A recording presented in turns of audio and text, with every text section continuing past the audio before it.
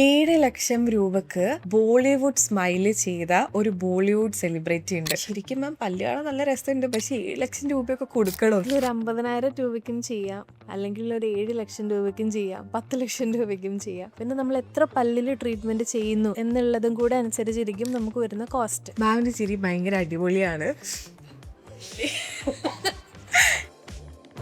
ഇതുപോലെ അടിപൊളിയായിട്ട് പൊട്ടിച്ചിരിക്കുന്ന ഒരു മലയാളം സെലിബ്രിറ്റി നമുക്കുണ്ട്.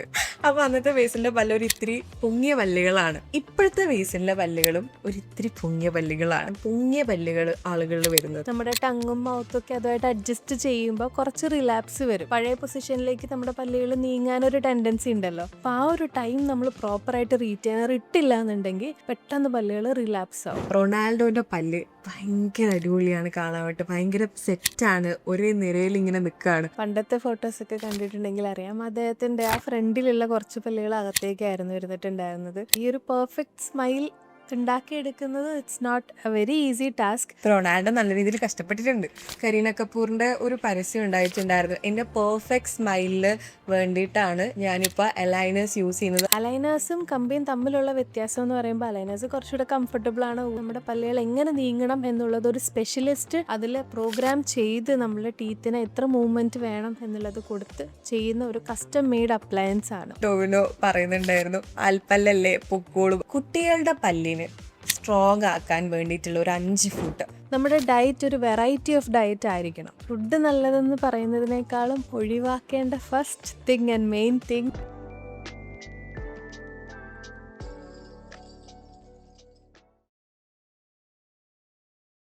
നമസ്കാരം, ഡോക്ടർ സ്പീക്കിങ്ങിന്റെ പുതിയൊരു എപ്പിസോഡിലേക്ക് എല്ലാവർക്കും സ്വാഗതം. മമിത ബൈജു യൂത്തിൻ്റെ ഒരു ക്രഷാണ്. യുവതികൾക്കും യുവാക്കൾക്കും ഒരുപോലെ ഇഷ്ടപ്പെട്ട പ്രിയപ്പെട്ട നടിയാണ് മമിത ബൈജു.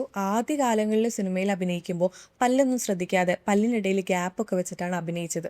പക്ഷേ ഇപ്പോൾ വമ്പിച്ചൊരു ട്രാൻസ്ഫോർമേഷനാണ് നടത്തിയത്. അത് പല്ല് ചേഞ്ച് ചെയ്തതോടുകൂടി മമിതയുടെ ഫേസ് അടക്കം ചേഞ്ചായി.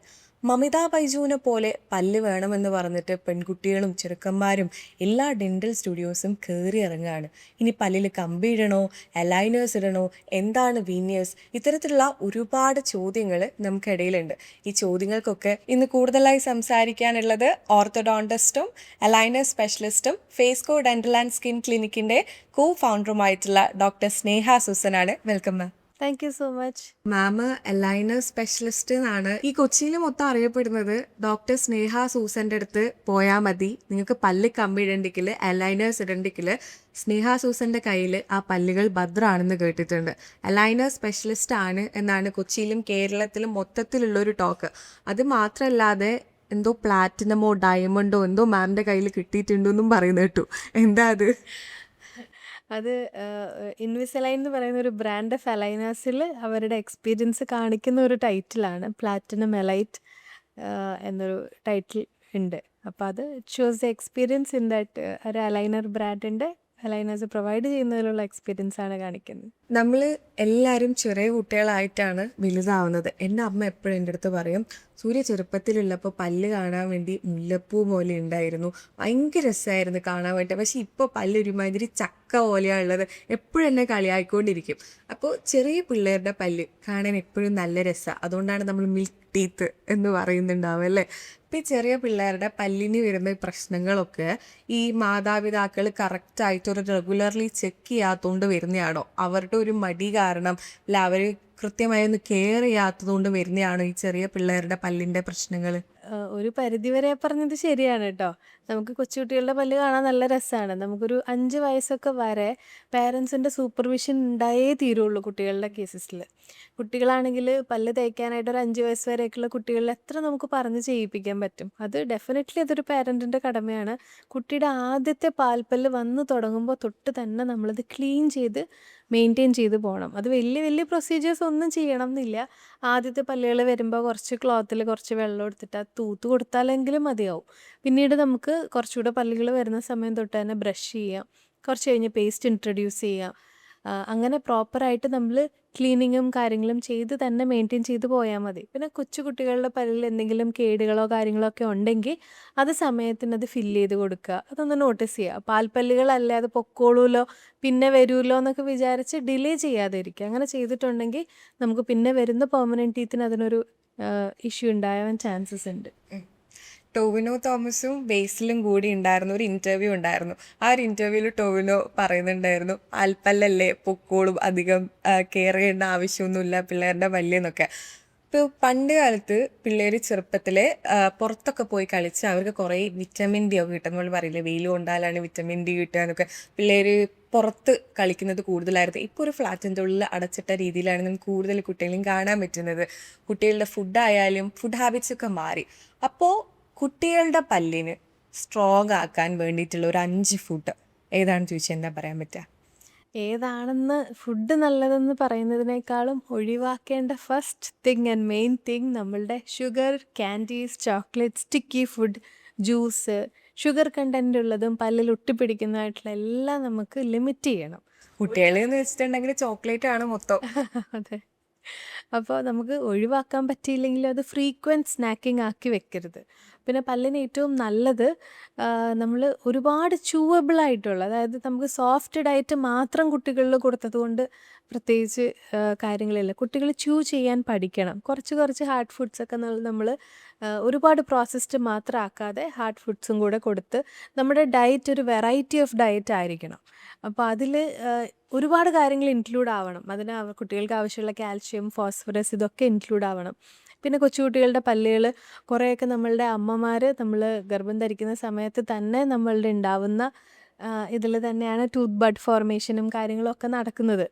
അതേപോലെ കുട്ടികളുടെ ചെറുപ്പകാലങ്ങളിൽ ഉണ്ടാവുന്ന ചില വൈറൽ ഇൻഫെക്ഷൻസോ അല്ലെങ്കിൽ അസുഖങ്ങളൊക്കെ അവരുടെ പാൽപ്പല്ലുകൾ മാറി പെർമനൻറ്റ് ടീത്ത് വരുമ്പോൾ അതിൽ ചെറിയ വൈറ്റ് സ്പോട്ട്സ്, ഇനാമൽ ഹൈപ്പോപ്ലേഷ്യ, അല്ലെങ്കിൽ ചെറിയ പാൽപ്പല്ലുകളിൽ ഉണ്ടാവുന്ന സമയത്ത് ഉണ്ടാവുന്ന ഒരു ട്രോമ, അതൊക്കെ കാരണം പെർമനൻറ്റ് ടീത്തിൽ ഉണ്ടാവാൻ പറ്റുന്ന അതൊക്കെ കാരണം പെർമനൻറ്റ് ടീത്തിൽ ചിലപ്പോൾ അതിൻ്റെ ഒരു റിസൾട്ടായിട്ട് കുറച്ച് ഹൈപ്പോപ്ലേഷ്യ പോലെയോ അല്ലെങ്കിൽ ചെറിയ വെള്ള സ്പോട്ട് പോലെയൊക്കെ കാണാൻ സാധിക്കുന്നതാണ്.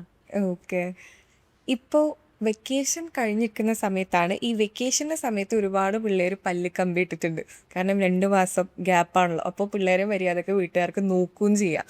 അപ്പോൾ ശരിക്കും പിള്ളേർക്ക് പല്ലിൽ കമ്പിയിടാനുള്ള പ്രായം എത്രയാണ്?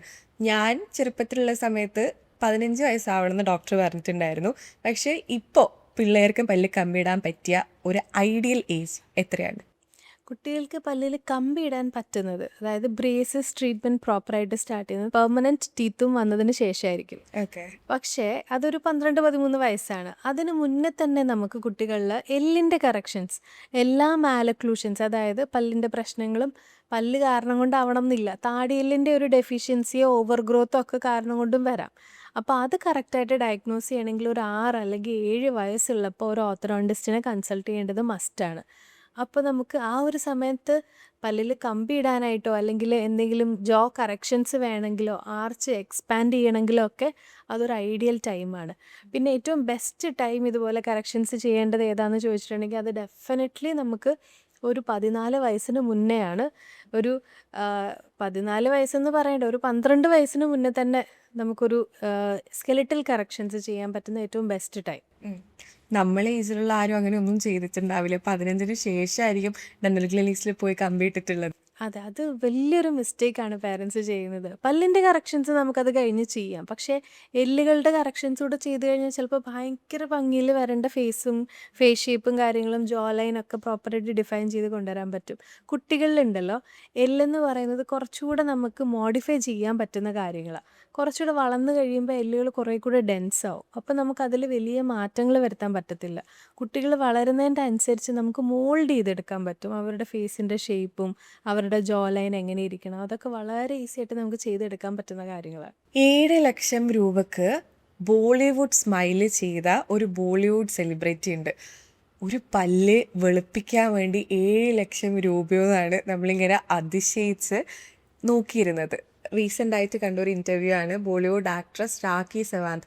അവർ ആ ഇൻ്റർവ്യൂവിൽ പറയുന്നത്, ഞാൻ ടർക്കി പോയിട്ട് 7 ലക്ഷം രൂപ കൊണ്ട് ശരിയാക്കിയ എൻ്റെ പല്ലാണ് ഇങ്ങനെയാണ് ടർക്കി പോയിട്ട് എല്ലാ സെലിബ്രിറ്റീസും പല്ല് വെളുപ്പിക്കുന്നത്. അപ്പോൾ ആ ഇൻ്റർവ്യൂവർ ചോദിക്കുന്നുണ്ട്, ശരിക്കും മാം പല്ല് കാണാൻ നല്ല രസമുണ്ട്, പക്ഷേ 7 ലക്ഷം രൂപയൊക്കെ കൊടുക്കണം. അപ്പോൾ നമ്മൾ ഈ കാണുന്ന എല്ലാ സെലിബ്രിറ്റീസും 7 ലക്ഷം രൂപയൊക്കെ കൊടുത്തിട്ടാണോ ഈ പല്ല് വെളുപ്പിക്കുന്നത്?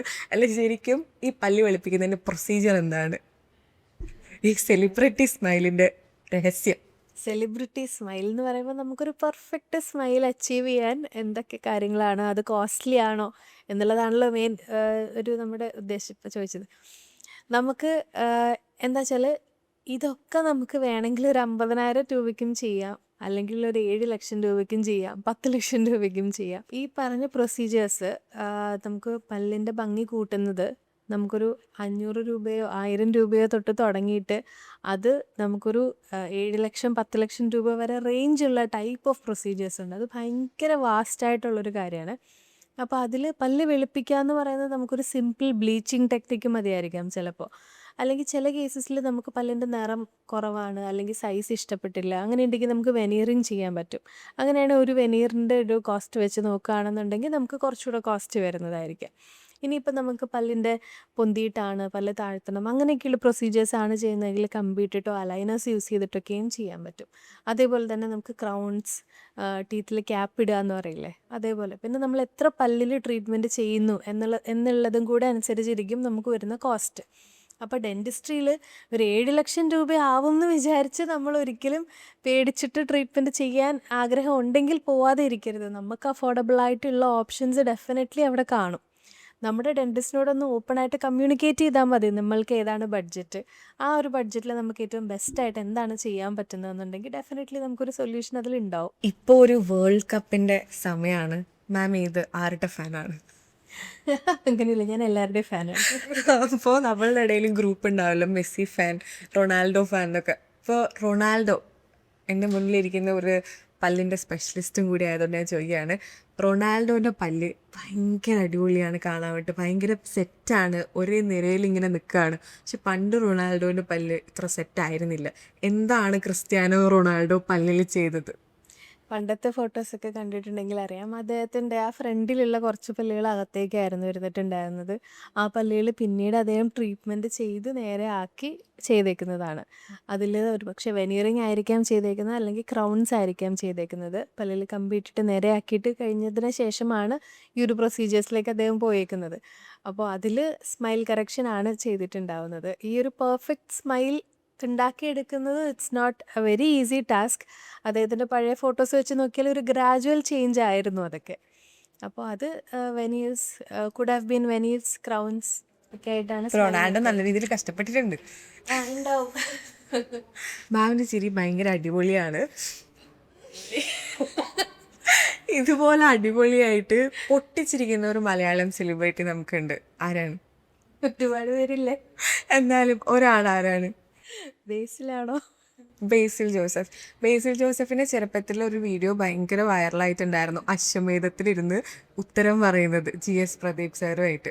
അപ്പോൾ അന്ന് ബേസിലെ ബുദ്ധിയാണ് നമ്മളെല്ലാവരും ശ്രദ്ധിച്ചിരുന്നെങ്കിൽ നിങ്ങളൊക്കെ ശ്രദ്ധിച്ചിട്ടുണ്ടാവും ബേസിലെ പല്ലുകളാണ് അല്ലേ? അതെ. അപ്പോൾ അന്നത്തെ ബേസിലിൻ്റെ പല്ലൊരു ഇത്തിരി പൊങ്ങിയ പല്ലുകളാണ്. ഇപ്പോഴത്തെ ബേസിലിൻ്റെ പല്ലുകളും ഒരിത്തിരി പൊങ്ങിയ പല്ലുകളാണ്. എന്തുകൊണ്ടാണ് ആ ഒരു പൊങ്ങിയ പല്ലുകൾ ആളുകളിൽ വരുന്നതും? ബേസിലിൻ്റെ ഇൻ്റർവ്യൂ ഞാൻ കണ്ടായിരുന്നു. അപ്പോൾ അദ്ദേഹം പറഞ്ഞത് ആൾക്ക് ഓർത്തഡോണ്ടിക് ട്രീറ്റ്മെൻറ്റ് ചെയ്തിട്ടുണ്ട്, പല്ലുകൾ നേരെ ആക്കിയിട്ടുണ്ട്, അത് കറക്റ്റ് ചെയ്തെടുത്തതാണ്. പണ്ടുണ്ടായിരുന്ന ഒരു മാലക്ലൂഷൻ ഇപ്പോൾ പൊങ്ങിയിട്ടുണ്ടെന്നുള്ളതും എനിക്ക് ഒരുപാട് പൊങ്ങിയിട്ടുണ്ടോയെന്ന് എനിക്ക് തോന്നിയിട്ടില്ല. ചെറുതായിട്ടൊരു നിരതെറ്റലുണ്ട്, മൈൽഡായിട്ടൊരു പ്രൊക്ലിനേഷനാണ് തോന്നിയിട്ടുള്ളത്. അത് ചിലപ്പോൾ അന്ന് ട്രീറ്റ്മെൻറ്റ് ചെയ്തത് കുറേ കാലം കഴിയുമ്പോൾ നമ്മുടെ ടങ്ങും മൗത്തൊക്കെ അതുമായിട്ട് അഡ്ജസ്റ്റ് ചെയ്യുമ്പോൾ കുറച്ച് റിലാപ്സ് വരും. പഴയ പൊസിഷനിലേക്ക് നമ്മുടെ പല്ലുകൾ നീങ്ങാനൊരു ടെൻഡൻസി ഉണ്ടല്ലോ. അപ്പോൾ അന്ന് ട്രീറ്റ്മെൻറ്റ് ചെയ്തെല്ലാം പ്രോപ്പർ നിരയിലേക്ക് എത്തിയിട്ടുണ്ടായിരുന്നത് ഒരു പക്ഷേ നമ്മുടെ ഒരു ടീത്തിൻ്റെ റിലാപ്സ് കൊണ്ട് ഒരു ഇത്തിരി അങ്ങോട്ടോ ഇങ്ങോട്ടോ ഒന്ന് അഡ്ജസ്റ്റഡ് ആയിട്ട് മൂവ് ചെയ്തതാവാനാണ് ചാൻസ്. അപ്പോൾ നമ്മൾ ഇതുപോലെ ട്രീറ്റ്മെൻറ്റ് എടുത്തു കഴിഞ്ഞാൽ വീണ്ടും നമ്മളുടെ പല്ല് പഴയ പോലെ നിരതെറ്റുമോ? നമ്മൾ കമ്പി ഇട്ടിട്ടുള്ള ട്രീറ്റ്മെൻറ്റ്സ് ആയാലും അലൈനർ ട്രീറ്റ്മെൻറ്റ്സ് ആയാലും ചെയ്തിട്ടുണ്ടെങ്കിൽ പല്ലിനെ ഒരു സ്ഥലത്ത് നിന്ന് വേറൊരു സ്ഥലത്തേക്ക് നീക്കുകയല്ലേ ചെയ്യണേ. അപ്പോൾ ഈ ടീത്തിൻ്റെ അറ്റത്ത് ഒരുപാട് ഫൈബേഴ്സും കാര്യങ്ങളും ഒക്കെ ഉണ്ട്, പെരിഡോണ്ടൽ ലിഗമെൻറ്റും ഫൈബേഴ്സും ഒക്കെ ഉണ്ട്. അപ്പോൾ ഇതൊക്കെ പല്ലിനെ വീണ്ടും പഴയ പൊസിഷനിലേക്ക് കൊണ്ടുപോകാനായിട്ട് ശ്രമിക്കും. അപ്പം ആ ഒരു ടെൻഡൻസിനെ പ്രിവെൻറ്റ് ചെയ്യാനാണ് നമ്മൾ കമ്പി ഇട്ടതിനോ അലൈനർ ട്രീറ്റ്മെൻറ്റ് ചെയ്തതിനൊക്കെ ശേഷം റീറ്റെയിനേഴ്സ് തരുന്നത്. റീറ്റെയിനേഴ്സ് ഒറ്റ കമ്പിയുടെ രീതിയിൽ ചിലപ്പോൾ തരാം, അല്ലെങ്കിൽ ക്ലിയർ ആയിട്ടുള്ള റീറ്റെയിനേഴ്സ് തരാം. അതിൻ്റെ ഉദ്ദേശം എന്താണെന്ന് വെച്ചാൽ ഒരു പ്രൊലോങ്ഡ് പീരീഡ് നമ്മൾ പുതിയ പൊസിഷനിൽ പല്ലിനെ അവിടെ സെറ്റാക്കി വെക്കുക എന്നുള്ളതാണ്. അപ്പോൾ അതിൻ്റെ ചുറ്റിനുള്ള ബോൺ ഡെപ്പോസിഷനൊക്കെ ചെയ്ത് നമ്മുടെ ടീത്ത് അവിടെ കുറച്ചുകൂടെ സ്റ്റേബിളാവും. അപ്പോൾ ആ ഒരു ടൈം നമ്മൾ പ്രോപ്പറായിട്ട് റീറ്റെയിനർ ഇട്ടില്ല എന്നുണ്ടെങ്കിൽ പെട്ടെന്ന് പല്ലുകൾ റിലാപ്സ് ആവും, തിരിച്ച് പഴയ പൊസിഷനിലേക്ക് പോകാനൊരു ടെൻഡൻസി ഉണ്ടാവും. നമുക്ക് ബേസിലിനോട് ചോദിക്കാം, റീറ്റെയിനർ ഇട്ടിട്ടുണ്ടായിരുന്നു? ഓക്കെ. പണ്ടൊക്കെ നമ്മൾ സ്കൂളിലൊക്കെ പല്ലിൽ കമ്പിയിട്ട പിള്ളേരെ നമ്മൾ കളിയാക്കിയൊക്കെ ചിലപ്പോൾ വിളിക്കാറുണ്ട്. കമ്പിയിട്ടവൻ, പല്ലിക്കമ്പിയിട്ടവൻ എന്നൊക്കെ നമ്മൾ പറയാറുണ്ട്. പണ്ട് പല്ലി കമ്പിയായിരുന്നു. പക്ഷെ ഇപ്പോൾ നമുക്ക് പല്ലിന് എന്തെങ്കിലും പ്രശ്നം ഉണ്ടെങ്കിൽ ആ കമ്പി ഇട്ടെന്ന് പോലും മനസ്സിലാവാത്ത രീതിയിലേക്ക് അലൈനേഴ്സ് വന്നു. കരീന കപൂറിൻ്റെ ഒരു പരസ്യം ഉണ്ടായിട്ടുണ്ടായിരുന്നു, എൻ്റെ പെർഫെക്റ്റ് സ്മൈലിന് വേണ്ടിയിട്ടാണ് ഞാനിപ്പോൾ അലൈനേഴ്സ് യൂസ് ചെയ്യുന്നത്. അതിൻ്റെ ഒരു കോൺഫിഡൻസും കൂടിയായി മാറി. കാരണം നമുക്ക് ഇഷ്ടമുള്ള ഫുഡ് കഴിക്കുമ്പോൾ ഈ സംഭവം നമുക്ക് എടുത്ത് പുറത്ത് വെക്കാം. സ്ട്രെസ് ഫ്രീ ആണ്. ആരും നമ്മൾ നോക്കി കളിയാക്കുമോ എന്നുള്ളൊരു പേടിയൊന്നും വേണ്ട. പല്ലിക്കമ്പിയിട്ടവനെ എന്ന് വിളിക്കുമോ എന്നുള്ള ഒരിതും വേണ്ട. അപ്പോൾ ഈ പല്ലിക്കമ്പി മാറി അലൈനേഴ്സ് വന്നിട്ട് ഒരുപാട് കാലമായോ, അല്ലെങ്കിൽ അലൈനേഴ്സ് പണ്ട് മുതലേ ഉണ്ടോ? എന്തുകൊണ്ടാണ് ഇപ്പോൾ ആളുകൾ കൂടുതലായി അലൈനേഴ്സ് ചൂസ് ചെയ്യുന്നത്? ഈ പല്ലിക്കമ്പിയിടലും അലൈനേഴ്സും തമ്മിലുള്ള ഒരു മേജർ ഡിഫറൻസസ് എന്തൊക്കെയാണ്? പറഞ്ഞത് വളരെ ശരിയാണ്. അലൈനേഴ്സ് എന്ന് പറയുന്നൊരു പ്രാക്ടീസ് നമ്മൾ വന്ന് തുടങ്ങിയിട്ട് അധികം കാലം ആയിട്ടില്ല. ആ ഒരു ടെക്നോളജിയും പണ്ട് തൊട്ടേ ഉണ്ടായിരുന്നതല്ല, റീസെൻ്റ്ലി അത് സ്റ്റാർട്ട് ചെയ്തതാണ്. അത് സ്റ്റാർട്ട് ചെയ്തൊരു ബ്രാൻഡ് ഇൻവിസലൈൻ ആണ്. അപ്പോൾ അലൈൻ ടെക്നോളജിയുടെ ഇൻവിസലൈൻ ആണ് ദേ സ്റ്റാർട്ടഡ് ദിസ് അല്ല ഇതൊന്ന് കൊമേഴ്ഷ്യലൈസ് ചെയ്ത് അതൊരു പ്രൊഡക്റ്റായിട്ട് വന്ന് തുടങ്ങിയത്. അപ്പോൾ അലൈനേഴ്സും കമ്പിയും തമ്മിലുള്ള വ്യത്യാസം എന്ന് പറയുമ്പോൾ അലൈനേഴ്സ് കുറച്ചുകൂടെ കംഫർട്ടബിളാണ്, ഊരി മാറ്റാം, ഫുഡ് കഴിക്കാം, റെസ്ട്രിക്ഷൻസ് ഇല്ല. പിന്നെ കുട്ടികളൊക്കെ ആണെന്നുണ്ടെങ്കിൽ എന്തെങ്കിലും സ്പോർട്സോ അല്ലെങ്കിൽ സ്കൂളിൽ പോകുന്ന ടൈമിലോ ഒക്കെ ഒരു നമുക്കൊരു ഹിറ്റ് വരുവാണെങ്കിലോ അല്ലെങ്കിൽ അങ്ങനെയൊക്കെ ഒരു ബുദ്ധിമുട്ടുകൾ ഒരുപാട് കുറവാണ്, ഫുഡ് കയറിയിരിക്കുന്നത് കുറവാണ്, കംഫർട്ട് ഉണ്ട്. പക്ഷെ അതിൻ്റെ ഒരു ഡിസഡ്വാൻറ്റേജ് ഉണ്ട്. എന്താണെന്ന് വെച്ചാൽ ഇത് നമ്മൾ പേഷ്യൻറ്റിൻ്റെ കയ്യിൽ കൊടുത്തു വിടുകയാണ്. റിമൂവബിൾ ആയതുകൊണ്ട് ചിലപ്പോൾ ഊരി വെച്ചിട്ട് ഇത് ഉപയോഗിക്കാതിരിക്കാനുള്ള ചാൻസസ് ഉണ്ടല്ലേ, അങ്ങനത്തെ ആളുകളുണ്ടല്ലേ? ഉണ്ട്, അങ്ങനത്തെ ആളുകളുണ്ട്. അപ്പോൾ അലൈനേഴ്സ് എന്ന് പറയുന്നത് ഒരു പ്രൊഡക്റ്റ് അല്ല, നമ്മുടെ പല്ല് ശരിയാക്കും എന്ന് ഉറപ്പുള്ളൊരു പ്രൊഡക്റ്റ് എന്ന് പറയാൻ പറ്റില്ല. ഈ അലൈനേഴ്സിൽ നമ്മുടെ പല്ലുകൾ എങ്ങനെ നീങ്ങണം എന്നുള്ളത് ഒരു സ്പെഷ്യലിസ്റ്റ് അതിൽ പ്രോഗ്രാം ചെയ്ത് നമ്മൾ ടീത്തിന് എത്ര മൂവ്മെൻറ്റ് വേണം എന്നുള്ളത് കൊടുത്ത് ചെയ്യുന്ന ഒരു കസ്റ്റം മെയ്ഡ് അപ്ലയൻസ് ആണ്. എല്ലാ അലൈനേഴ്സും ഒരുപോലെ അല്ല. അതേപോലെ നമ്മൾ പ്രോപ്പറായിട്ട് നമ്മൾ ഒരു അലൈനർ ട്രീറ്റ്മെൻറ്റ് എടുക്കുകയാണെന്നുണ്ടെങ്കിൽ it should be done with a good aligner system under a good specialist, നമുക്കൊരു നല്ല റിസൾട്ട് വരാനായിട്ട്. 5 things you must know before getting aligners. എന്താണ് 5 പ്രധാനപ്പെട്ട കാര്യങ്ങൾ അലൈനേഴ്സ് ഇടുന്നതിന് മുൻപ് ഒരു സാധാരണക്കാരൻ അറിഞ്ഞിരിക്കേണ്ടത്? ഫസ്റ്റ് തിങ് എന്ന് പറയുമ്പോൾ എല്ലാ അലൈനേഴ്സും എല്ലാ അലൈനർ പ്ലാൻസും സെയിം അല്ല. നമ്മൾ ഒരിടത്തുനിന്ന് ചെയ്യുന്ന അലൈനറോ അലൈനർ പ്ലാനോ ആയിരിക്കില്ല നിങ്ങൾ വേറൊരു ഡെൻറ്റിസ്റ്റിൻ്റെ അടുത്ത് ചെല്ലുമ്പോൾ ചെയ്യുന്നത്. അത് റൈറ്റ് സ്പെഷ്യലിസ്റ്റിൻ്റെ അടുത്തുനിന്ന് ചെയ്യണം എന്നുള്ളതൊരു മസ്റ്റായിട്ടുള്ള കാര്യമാണ്. 2, അലൈനേഴ്സ് വളരെ സിമ്പിളാണ്, കംഫർട്ടബിളാണ് എന്നൊക്കെ നമ്മൾ പറഞ്ഞാലും അത് കാരണം സൈഡ് എഫക്ട്സും വരാം if it is not properly planned. നമ്മുടെ ടീത്ത് ഓരോ രീതിയിലാണല്ലോ മൂവ് ചെയ്യുന്നത്. അത് നമ്മൾ ഡിസൈറബിൾ, നമ്മൾ പ്ലാൻ ചെയ്ത രീതിയിൽ തന്നെയാണോ മൂവ് ചെയ്യുന്നത് എന്നുള്ളതാണൊരു വെരി ഇമ്പോർട്ടൻറ്റ് ഫാക്ടർ. നമ്മൾ പ്ലാൻ ചെയ്ത രീതിയിലല്ല മൂവ് ചെയ്യുന്നതെങ്കിൽ നമുക്ക് ജോയിൻറ്റ് ഇഷ്യൂസ്, ബൈറ്റ് ഇഷ്യൂസ്, ഒരുപാട് ബുദ്ധിമുട്ടുകൾ വരാനൊരു ചാൻസ് ഉണ്ട്. അപ്പോൾ അലൈനറും സ്പെഷ്യലിസ്റ്റിനെയും സെലക്ട് ചെയ്യുന്നത് വളരെ ഇമ്പോർട്ടൻ്റ് ആയിട്ടുള്ള കാര്യമാണ്. പിന്നെയുള്ളത് അലൈനേഴ്സ് കഴിഞ്ഞാലും റീറ്റെയിനേഴ്സ് വേണം. അത് പ്രോപ്പറായിട്ട് നമ്മൾ മെയിൻറ്റെയിൻ ചെയ്തില്ല എന്നുണ്ടെങ്കിൽ തിരിച്ച് നമ്മുടെ പല്ലുകൾ പഴയതുപോലെ തന്നെ നീങ്ങാനൊരു ചാൻസ് ഉണ്ട്. പിന്നെയുള്ളത് അലൈനേഴ്സ് റിമൂവബിൾ ആണെന്ന് പറഞ്ഞ് ട്രീറ്റ്മെൻറ്റിൻ്റെ ഇടയ്ക്ക് നമുക്ക് റിമൂവ് ചെയ്തിട്ട് കുറേ നാളത്തേക്ക് ഇത് യൂസ് ചെയ്യാതിരിക്കാൻ പറ്റത്തില്ല. അവിടെയും നമുക്ക് റിലാപ്സ് വരും. പിന്നെ നമ്മൾ ഈ ട്രേ ഇടാൻ നോക്കിക്കഴിഞ്ഞാൽ ചിലപ്പോൾ കയറിയെന്ന് വരത്തില്ല. അപ്പോൾ ഒരു ലോങ് ടൈം നമുക്കിത് യൂസ് ചെയ്യാതിരിക്കാൻ പറ്റത്തില്ല. പിന്നെ ലാസ്റ്റ് പോയിന്റ് എന്ന് പറയുമ്പോൾ നമുക്ക് അത്രയ്ക്ക് ഡിറ്റർമിനേഷൻ ഉണ്ട്. നമ്മളിത് ഒരു ട്രീറ്റ്മെൻറ്റ് ഇറ്റ്സ് റിലേറ്റീവ്ലി ഷോർട്ടറാണ്. കമ്പിയിട്ടതിൻ്റെ അത്രയും ടൈമൊന്നും എടുക്കത്തില്ല. അത്രയും ടൈം എടുക്കത്തില്ല, അതിലും ഫാസ്റ്റർ ആയിരിക്കും. ഇപ്പോൾ ഒരു 1 year കമ്പിയുടെ ഇടാൻ എടുക്കുന്നുണ്ടെങ്കിൽ ചിലപ്പോൾ 6 months മതിയാവും അലൈനേഴ്സ് ചെയ്ത് തീർക്കാനായിട്ട്. അപ്പോൾ ആ ഒരു 6 മാസം നമ്മൾ കുറച്ച് ഡിസിപ്ലിൻഡ് ആയിട്ട് അത് പ്രോപ്പറായിട്ട് വേറെ ചെയ്യണം എന്നുള്ളത് മസ്റ്റായിട്ടുള്ള കാര്യമാണ്. അപ്പോൾ ആ ടൈമിലേക്ക് അത് വെയർ ചെയ്തിട്ടുണ്ടെങ്കിൽ നമുക്ക് നല്ല റിസൾട്ട് കിട്ടും. But we should be disciplined.